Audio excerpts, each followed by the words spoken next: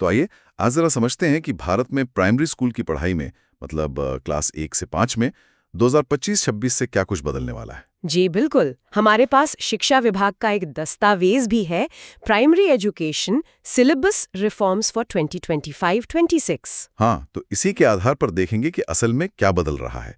मतलब ये नया ढांचा, सिलेबस, बच्चों को पास फेल करने का तरीका। और इन सबका बच्चों पर क्या असर पड़ेगा, ये भी समझना जरूरी है। सुनने में तो यही आ रहा है कि ये नई शिक्षा नीति NEP 2020 के तहत हो रहा है। एक बड़ा बदलाव है शायद। हाँ, इसे आप सिर्फ सिलेबस बदलना मत समझिए, ये बच्चों के सीखने के पूरे अनुभव को बेहतर और शायद ज्यादा दिलचस्प बनाने की कोशिश है। मतलब वो रटने रटाने वाला सिस्टम। बिल्कुल, समझने और सोचने पर ज्यादा जोर। NEP का मूल आइडिया भी यही है। अच्छा, तो सबसे पहले ये नया 5+3+3+4 वाला सिस्टम ये प्राइमरी लेवल पर कैसे लागू होगा? सुनने में थोड़ा कंफ्यूजिंग सा लगता है। प्राइमरी के लिए आसान है। देखिए, शुरू के 5 साल हुए फाउंडेशनल स्टेज, इसमें प्री प्राइमरी के 3 साल और फिर क्लास 1 और 2 आ गए। ओके, 3+2 5 साल। हाँ, और फिर अगले 3 साल यानी क्लास 3, 4 और 5 ये कहलाएंगे प्रिपरेटरी स्टेज। फाउंडेशनल और प्रिपरेटरी। ठीक है, और जो सबसे बड़ा सबसे दिलचस्प बदलाव शायद यही है कि क्लास 1 और 2 में कोई फॉर्मल परीक्षा नहीं होगी। क्या बात है, परीक्षा नहीं बिल्कुल भी नहीं, कोई लिखित फॉर्मल परीक्षा नहीं। सारा फोकस खेल, कहानी, गाना मतलब एक्टिविटीज से सिखाने पर रहेगा। कमाल है। मतलब छोटे बच्चों पर से वो रिपोर्ट कार्ड का डर खत्म। ये तो बढ़िया है। हाँ, उम्मीद तो यही है कि माहौल तनाव मुक्त हो, बच्चे स्कूल आने से डरे नहीं, मजे से सीखें, उनकी जिज्ञासा बढ़े। लेकिन फिर टीचरों का काम मुश्किल नहीं हो जाएगा? उन्हें एकदम नए तरीके अपनाने होंगे। सवाल बिल्कुल जायज है। हाँ, टीचरों को इसके लिए खास ट्रेनिंग चाहिए होगी। क्लासरूम को ज्यादा इंटरैक्टिव, ज्यादा मजेदार बनाना होगा। और ये एक चुनौती तो है ही, खासकर सरकारी स्कूलों में जहाँ संसाधन। हाँ, संसाधन और ट्रेनिंग दोनों ही अक्सर कम होते हैं। ये एक बड़ी चुनौती रहेगी, इसमें कोई शक नहीं। चलिए, ये तो हुई स्ट्रक्चर की बात। अब आते हैं कि बच्चे असल में पढ़ेंगे क्या। किताबें बदल रही हैं या पढ़ाने का तरीका? देखिए, क्लास 3 के लिए जो नई NCERT किताबें 2024-25 में आई थीं, वो तो चलती रहेंगी। अच्छा, वो पिछले साल वाली। जी, बाकी प्राइमरी क्लासेस यानी 1, 2, 4 और 5, इनमें किताबों में कोई बहुत बड़ा फेरबदल फिलहाल नहीं है। लेकिन पढ़ाने के तरीके पर बहुत जोर है, जिसे कहते हैं अनुभवात्मक शिक्षा, एक्सपीरियंशियल लर्निंग। अनुभवात्मक मतलब? रटने की जगह करके सीखना, जैसे कोई पौधा लगाना या कुछ बनाना। बिल्कुल ठीक समझे, रटने के बजाय असल जिंदगी से जोड़कर सीखना। और एक और अहम बात है। वो क्या? क्लास 1 से 5 तक बच्चों की अपनी भाषा, मतलब जो उनकी मातृभाषा या क्षेत्रीय भाषा है, उसमें पढ़ाने को ज्यादा बढ़ावा दिया जा रहा है। अपनी भाषा में, पर उन्हें समझाने का तरीका बदलेगा, अवधारणाओं पर फोकस होगा।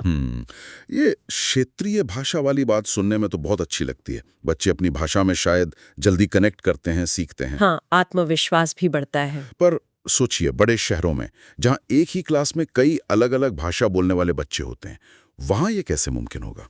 ये एक प्रैक्टिकल दिक्कत है।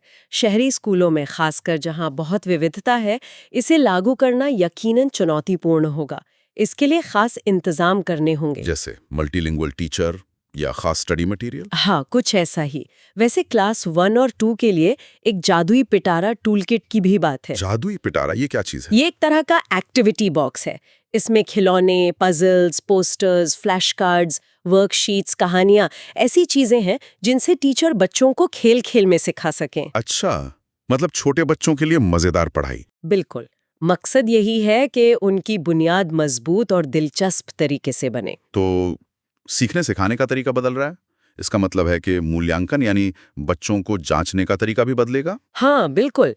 अब वो साल के आखिर में होने वाली एक बड़ी परीक्षा पर सारा जोर नहीं रहेगा। तो फिर अब होगा निरंतर और समग्र मूल्यांकन, continuous and comprehensive evaluation, CCE। मतलब पूरे साल देखा जाएगा। हाँ, पूरे साल बच्चा क्लास में कैसे भाग ले रहा है, प्रोजेक्ट्स कैसे कर रहा है, उसकी समझ कितनी बढ़ रही है, उसकी दूसरी स्किल्स कैसी हैं, सब कुछ। और रिपोर्ट कार्ड वो भी बदलेगा। हाँ, रिपोर्ट कार्ड अब सिर्फ नंबरों की लिस्ट नहीं होगा, वो बच्चे की पूरी पर्सनैलिटी, उसकी रुचियों, उसकी ताकत और कहाँ सुधार की जरूरत है, इन सब का एक ब्यौरा देगा। ज्यादा होलिस्टिक होगा। ये तो बहुत अच्छा है। बच्चे की पूरी तस्वीर सामने आएगी।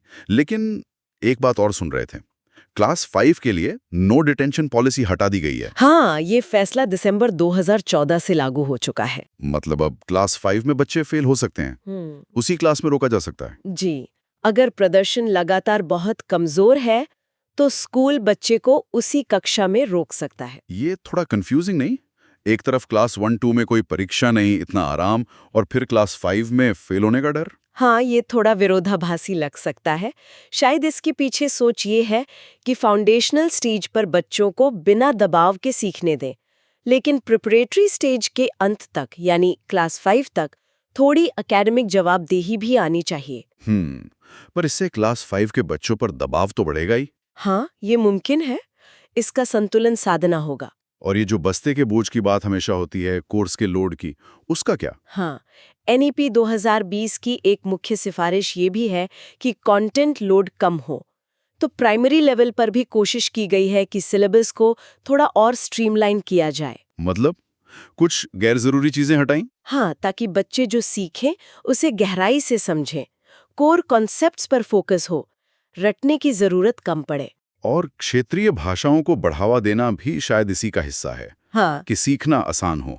बिल्कुल, वो समावेशी शिक्षा को भी बढ़ावा देगा, सीखना ज्यादा नेचुरल लगेगा बच्चों को। तो अगर हम समेटे तो 2025-26 से प्राइमरी स्कूलों में खेल खेल में सीखना, एक्टिविटीज पर जोर, बच्चों की अपनी भाषा को अहमियत।